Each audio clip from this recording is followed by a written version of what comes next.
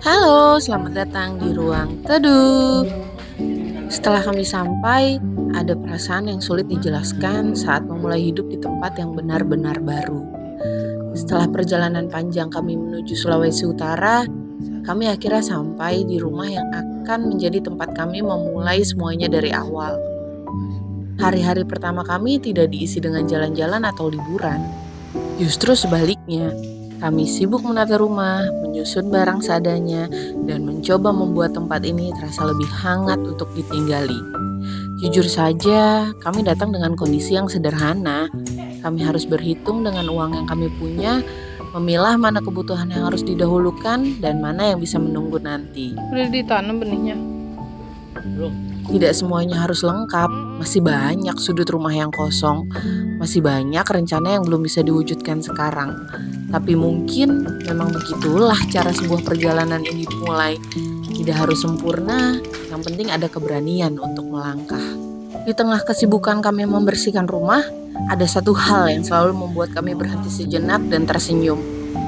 Orang-orangnya. Sejak pertama kami datang, kami bertemu banyak orang yang ramah dan terbuka. Mereka mudah tersenyum, mudah menyapa, dan tidak segan membantu ketika melihat orang lain membutuhkan bantuan.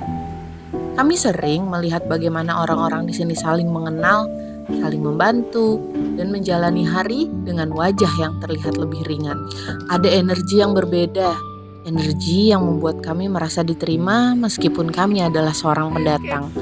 Mungkin karena itulah kami mulai merasa nyaman berada di sini.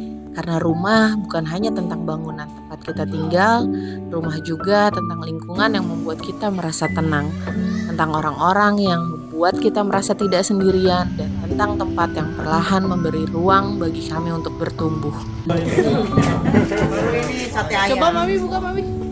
Wah, lebaran kita makannya tuna.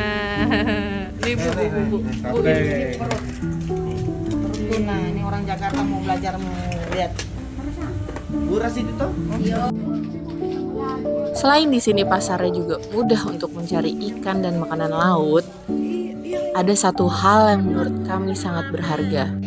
Selain orang-orang yang baik dan ramah, sampai hari ini kami masih sering merasa kagum dengan suasana di sini. Setiap kami keluar rumah, pemandangan yang kami lihat terasa berbeda dari yang selama ini kami kenal. Jalanan yang teduh, pepohonan yang masih rindang, udara yang terasa bersih dan segar, dan yang paling menarik, kemanapun mata memandang selalu ada pemandangan yang indah. Kadang gunung terlihat berdiri megah di kejauhan, kadang laut biru muncul di sisi jalan, seolah menyambut siapa saja yang lewat. Di sana gunung, di sana laut.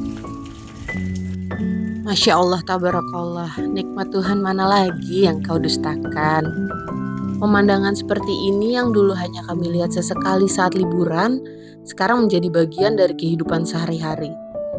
Hal lain yang membuat kami terus merasa takjub adalah suasana jalannya.